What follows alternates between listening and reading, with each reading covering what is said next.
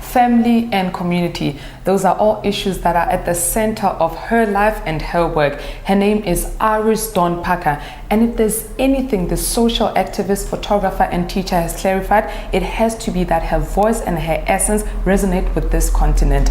In her latest photographic journey, which looks like this, she looks at the importance of small things. She's entitled it Quotidian Life. She joins us to tell us a little more about it. Iris, welcome to Morning Live and thank you for making the time. Thank you for having me here to me. Quotidian life, what is this all about?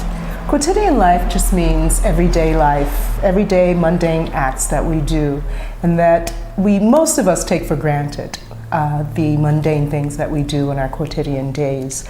But the book itself is about daily life here in South Africa and the people that I've engaged with here in South Africa.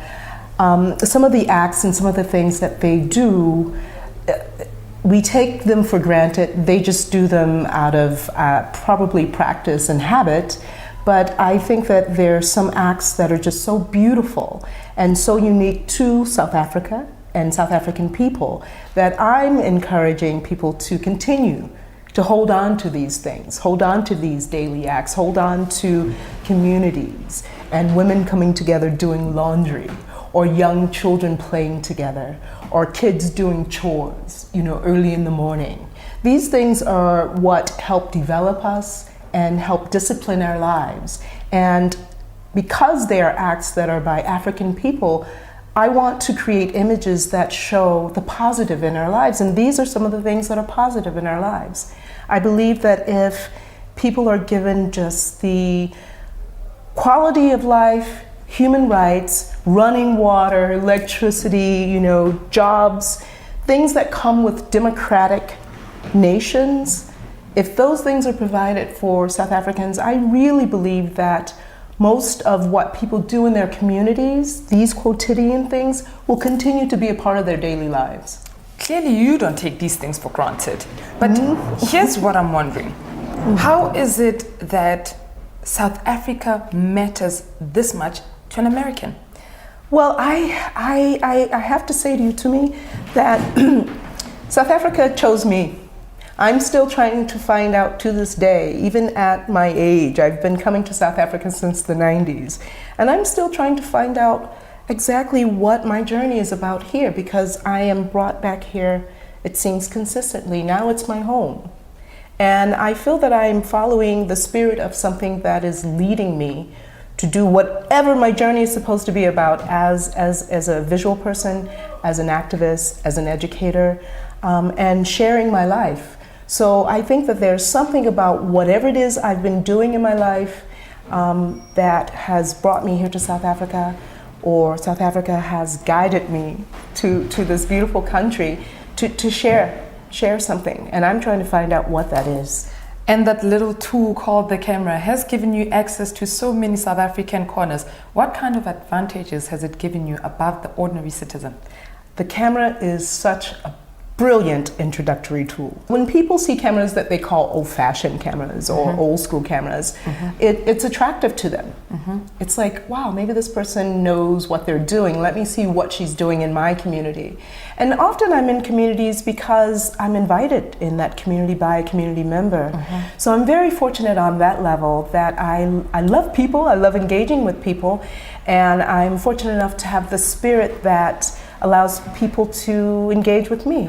I think that the camera has been a tool that has allowed me to engage with communities, but more than that, it's been a tool that has allowed me to educate a lot of young people. And you have to gather the attention of young people before you can share anything with them. So the camera's been the tool for me and allowed me to do that. Let's talk about this photo collection. First, why did you choose to put it in a book, especially one that is in a postcard format? And then where do you plan on taking the collection itself? Who do you plan to show this collection to? Okay, well, of course, I've shown the work here in South Africa. I showed the work for the first time here in South Africa at Museum Africa when the exhibition began. It had 46 images in the body of work, and It had 46 images in that show, and so I've added more images each year. So the work has grown. And the show started with a small catalog. And why I had it designed as postcards is that I want South Africa to go around the world. I mean, postcards are accessible for anyone. You can rip them out of the book. They're perforated edges, so they rip right out of the book, and then you can write whatever on the back and you can mail them around. Another thing that inspired me to have this particular body of work as postcards is that I've seen postcards that were made in the 19th and 20th century that came from South Africa, that came out of off the continent of Africa. And the images weren't really images that were appealing and properly representative of African people. So with these contemporary images, I said, why not use that same concept and, inundate the world with postcards and proper images of African people doing things that African people actually do. It's not all about pathologies. In fact, a lot of it is not about pathologies. Iris, thank you so much for your time. Well done on a beautiful photographic journey. I hope the world is looking forward to it, and I hope this is not our last conversation. Me too. Thank you, Timmy. Sure. Her name is Iris Dawn Parker. She's a South African-based American social activist, photographer, and teacher. Her latest photographic journey is titled Quotidian Life.